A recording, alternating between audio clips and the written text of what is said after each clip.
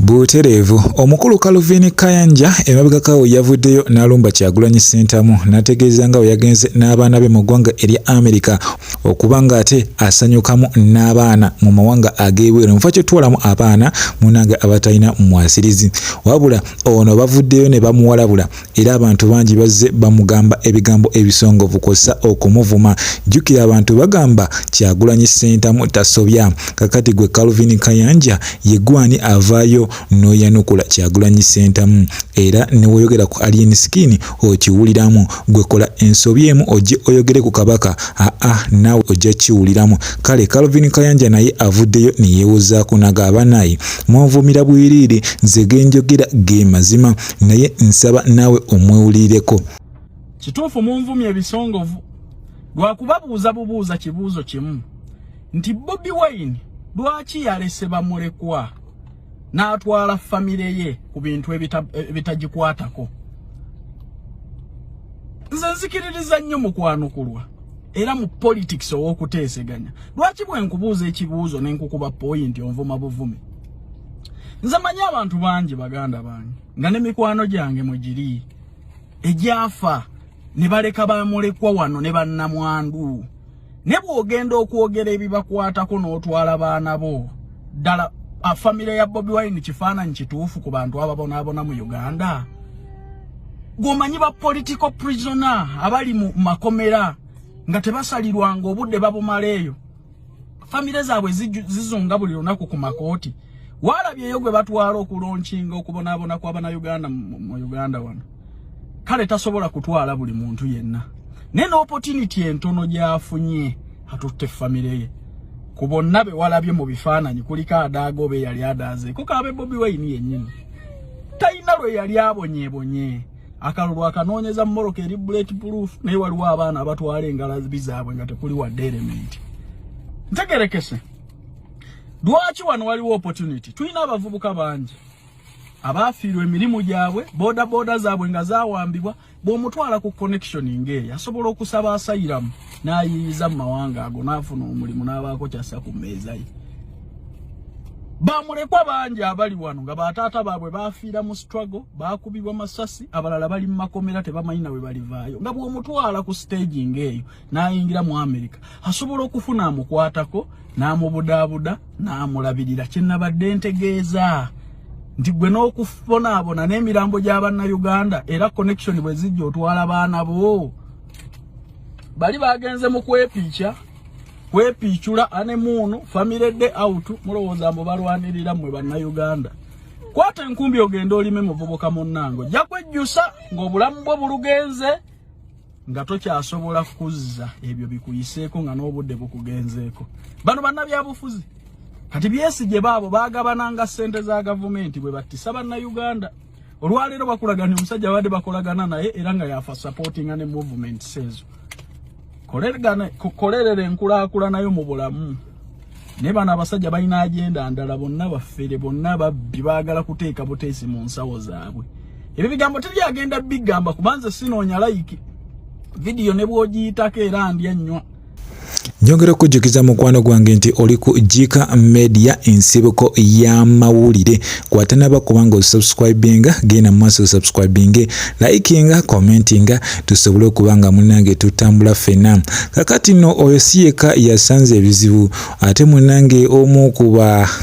namawulire yabadde tagudde mu mbi za Rocky Giant tumanyi bulungi nti abamu balowooza ono alimu akatwewungu era nga ono yagendamu ku rehab oluvannyuma okuba nti ono abadde akozesa ebiragalagala okumala akabanga era woba oyogeddemuko naye oyinza olowooza mwana tu waya ezimu zakyala kakati ono munange yabaddeko mu ka interview akamu naye muganda wange yabuze okusumula ekikonde ono bamubuuzizza tewejjusa kubanga temunange oba wagenda mu music industry oba wamuvaamu awo nno oyatabukidde nawe mwerabireko awejjusa okubeera omuyimbi olunaku lumu nja kusala oluuyira sanga nejjusa ki nze ndi olaba nganza yejjusa okakasa nejjusa emyezi 9 nga ndi muli abumira amakeno okakasa nejjusa bino byakwejjusa ye TV kyeno sanyuka musanyukire eyo era mujja kujja mufuni gwasa njakikuba mulo.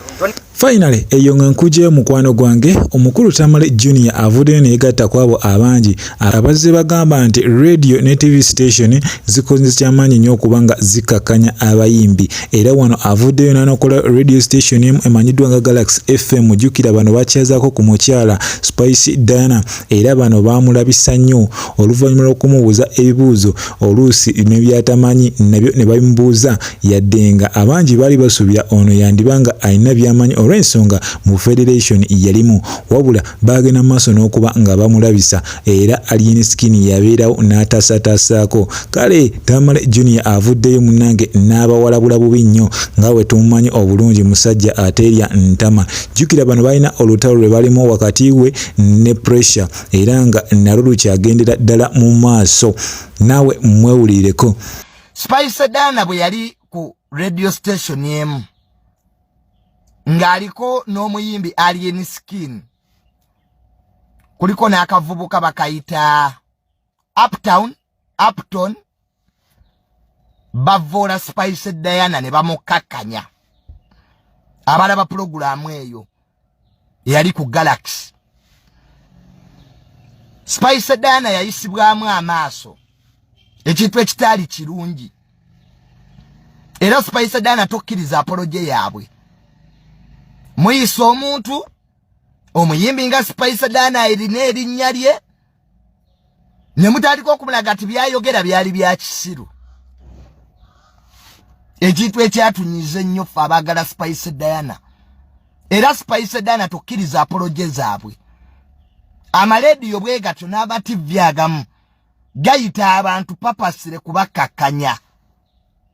ne bakuyita ojja ow'endowoozayo ate ne beegatta n'abalala bakukkakkanye. So ekintu kye bakola Spice Diana tekyali kirungi. Mukazi wattu agezaako okubannyonnyola temuwuliriza n'ekiri ekisiru kyali Alien Skin kyalimu naye ekivubuka ekyo kyantama kyali yeni kyefuula nnyo ekitegeera tekitegeera. Kirowooza kye kisoose okuyimba mu Uganda. So ekifaananyi ekyo tekyalabika bulungi nnyo era nawuliddeko abatwala sheeyo beetondedde Spice Diana ne Spice Diana tukkiriza apoloje yaabwe era gwe guba omulundi ogusembyeyo Spice Diana ogendako obwo busho. Nze nga tebannampita ku ttoko show yonna nsooka kubuuza baani bennyenda okudibeetinga nabo. Sikola ttoko show n'abantu batategeere ekyo Spice Diana kikuyigirize. Buno bwana bwa upcoming bu Alien Skin omulundi ogwokubiri tebuddangamu okuyisaamu amaaso. You a big brand. So nammwe abatwala amativi n'amalediyo abayita abantu papasire kubakkakkanya na kubalaga nti bategeera. Oyinza otya okudda ku Spice Diana n'omubuuza ebintu bya federation? Lwaki temubibuuza Eddie Kenzo president? Butereevu mukwano gwange ne nkujjukiza nti obadde ku Jika Media ensibuko y'amawulire gwatanaba kubanga osubscribinga genda maaso subscribinge likinga commentinga tusobole okuba nga nange tambula ffenna. Saba Mukama Katonda abankuumire mweraba.